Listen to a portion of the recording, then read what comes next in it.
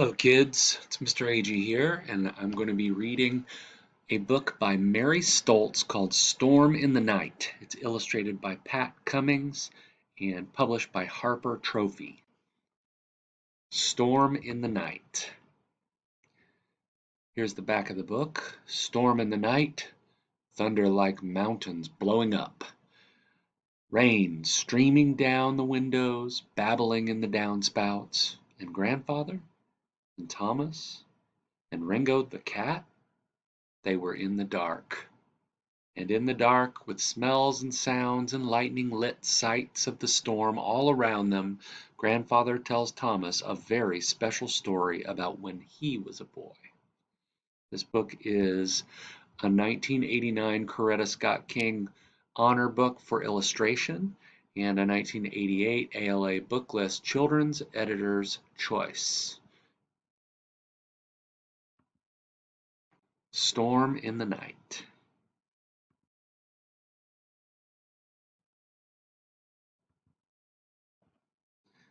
Storm in the night, thunder like mountains blowing up, lightning licking the navy blue sky, rain streaming down the windows, babbling in the downspouts. And Grandfather? And Thomas? And Ringo the cat? They were in the dark. Except for Ringo's shining mandarin eyes and the carrot-colored flames in the wood stove, they were quite in the dark. "We can't read," said Grandfather. "We can't look at TV," said Thomas. "Too early to go to bed," said Grandfather. Thomas sighed. "What will we do?" "No help for it," said Grandfather. "I shall have to tell you a tale of when I was a boy." Thomas smiled in the shadows. It was not easy to believe that Grandfather had once been a boy, but Thomas believed it. Because Grandfather said so, Thomas believed that long, long ago, probably at the beginning of the world, his grandfather had been a boy. As Thomas was a boy now and always would be. A grandfather could be a boy if he went back in his memory far enough, but a boy could not be a grandfather. Ringo could not grow up to be a kangaroo, and a boy could not grow up to be an old man. And that, said Thomas to himself, is that. Grandfather was big and bearded. Thomas had a chin as smooth as a peach. Grandfather had a voice like a tuba. Thomas's voice was like a penny whistle. "I'm thinking," said Thomas. "Ah," said Grandfather. "I'm trying to think what you were like when you were my age." "That's what I was like," said Grandfather. "What?" "Like someone your age." "Did you look like me?" "Very much like you." "But you didn't have a beard." "Not a sign of one." "You were short, probably." "Short, certainly." "And your voice, it was like mine?" "Exactly." Thomas sighed. He just could not imagine it. He stopped trying. He tried instead to decide whether to ask for a new story or an old one. Grandfather knew more stories than a book full of stories. Thomas hadn't heard all of them yet, because he kept asking for repeats. As he thought about what to ask for, he listened to the sounds of the dark. Grandfather listened too. In the house a door creaked. A faucet leaked. Ringo scratched on his post, then on Grandfather's chair. He scratched behind his ear, and they could hear even that. In the stove the flames made a fluttering noise. "That's funny," said Thomas. "I can hear better in the dark than I can when the lights are on." "No doubt because you are just listening," said his grandfather, "and not trying to see and hear at the same time." That made sense to Thomas, and he went on listening for sounds in the dark. "Grandfather," said Thomas, "were there automobiles when you were a boy?" "Were there automobiles?" Grandfather shouted. "How old do you think I am?" "Well," said Thomas, Next thing you'll be asking if there was electricity when I was your age." "Oh, grandfather," said Thomas, laughing. After a while he said, "Was there?" "Let's go out on the porch," said grandfather. "There's too much silliness in here." By the light of the lightning they made their way to the front door and out on the porch. Ringo, who always followed Thomas, followed him and jumped to the railing.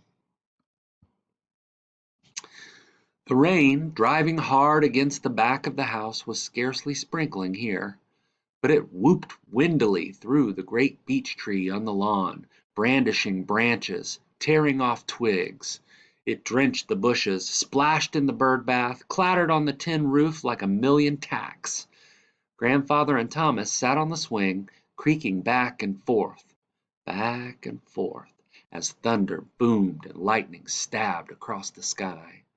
Ringo's fur rose and he turned his head from side to side, his eyes wide and wild in the flashes that lit up the night. The air smelled peppery and gardeny and new.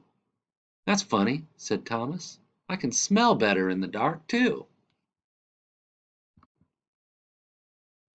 Thomas thought Grandfather answered, but he couldn't hear, as just then a bolt of lightning cracked into the big beech tree.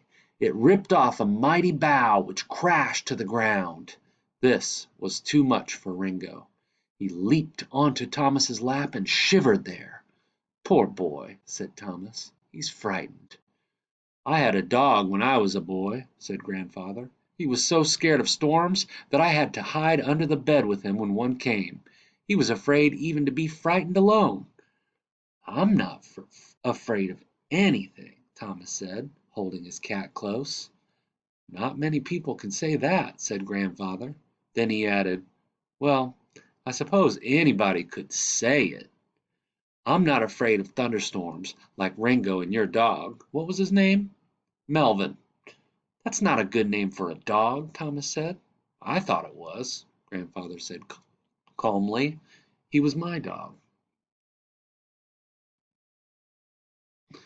"I like cats," said Thomas. "I want to own a tiger." "Not while you're living with me," said Grandfather. "Okay," Thomas said. "Is there a story about Melvin?" "There is. One very good one." "Tell it," Thomas commanded. "Please, I mean." "Well," said Grandfather, "when Melvin and I were pups together, I was just as afraid of storms as he was." "No!" said Thomas. "Yes," said Grandfather. "We can't all be brave as tigers." "I guess not," Thomas agreed. "So there we were, the two of us, hiding under beds whenever a storm came." "Think of that," said Thomas. "That's what I'm doing," said Grandfather. Anyway, the day came when Melvin was out on some errand of his own, and I was doing my homework when all at once, with only a rumble of warning, down came the rain, down came the lightning, and all around and everywhere came the thunder. "Wow," said Thomas. "What did you do?" "Dove under the bed." "But what about Melvin?" "I'm coming to that," said Grandfather. "What about Melvin is what the story is about." "I see," said Thomas. "This is pretty exciting." "Well, it was then. Are you going to listen or keep interrupting?" "I think I'll listen," said Thomas. "Good. Where was I?" "Under the bed." "So I was. Well, I lay there shivering at every clap of thunder, and I'm ashamed to say that it was some time before I even remembered that my poor little dog was all by himself out in the storm." Thomas shook his head in the dark. "And when I did remember," Grandfather went on, "I had the most awful time making myself wriggle out from under the bed and go looking for my father or my mother to ask them to go out and find Melvin for me." "Grandfather!" "I told you I was afraid. This is a true story you're hearing, so I have to tell the truth." "Of course," said Thomas, admiring his grandfather for telling a truth like that. "Did you find them?" "I did not. They had gone out someplace for an hour or so, but I'd forgotten. Thomas, fear does strange things to people, makes them forget everything about how afraid they are. Everything but how afraid they are. You wouldn't know about that, of course." Thomas stroked his cat and said nothing. "In any case," Grandfather went on, "there I was alone and afraid in the kitchen, and there was my poor little dog alone and afraid in the storm." "What did you do?" Thomas demanded. "You didn't leave him out there, did you, Grandfather?" "Thomas, I put on my raincoat and opened the kitchen door and stepped out on the back porch just as a flash of lightning shook the whole sky and a clap of thunder barreled down and a huge man appeared out of the darkness, holding Melvin in his arms. Whew! That man was 7 feet tall and had a face like a crack in the ice. Grandfather, you said you were telling me a true story." "It's true, because that's how he looked to me. He stood there, scowling at me, and said, 'Son, is this your dog?' And I nodded because I was too scared to speak. 'If you don't take better care of him, you shouldn't have him at all,' said the terrible man. He pushed Melvin at me and stormed off into the dark." "Gee," said Thomas, "that wasn't very fair. He didn't know you were frightened too. I mean, Grandfather, how old were you?" "Just about your age." "Well, some people my age can get pretty frightened. Not you, of course." Thomas said nothing. "Later on," Grandfather continued, "I realized that man wasn't 7 feet tall or even terrible. He was worried about the puppy, so he didn't stop to think about me. Well, I think he should have.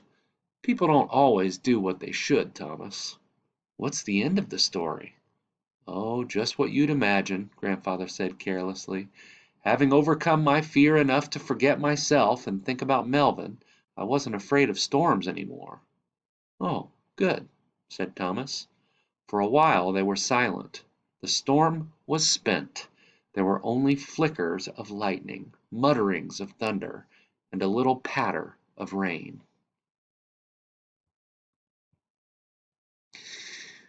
"When are the lights going to come on?" Thomas asked. "You know as much as I do," said Grandfather. "Maybe they won't come on for hours," said Thomas. "Maybe they won't come on till tomorrow. Maybe not. Maybe they'll never come on again. And what will we do then?" "We'll think of something," said Grandfather. "Grandfather?" "Yes, Thomas." "What I think that maybe if you hadn't been here, and Ringo hadn't been here, and I was all alone in the house, and there was a storm and the lights went out and didn't come on again for a long time, like this, I think maybe then I would be a little bit afraid." "Perfectly natural," said Grandfather. Thomas sighed. Grandfather yawned. Ringo jumped to the porch floor and walked daintily into the garden, shaking his legs. After a while, the lights came on. They turned them off and went to bed.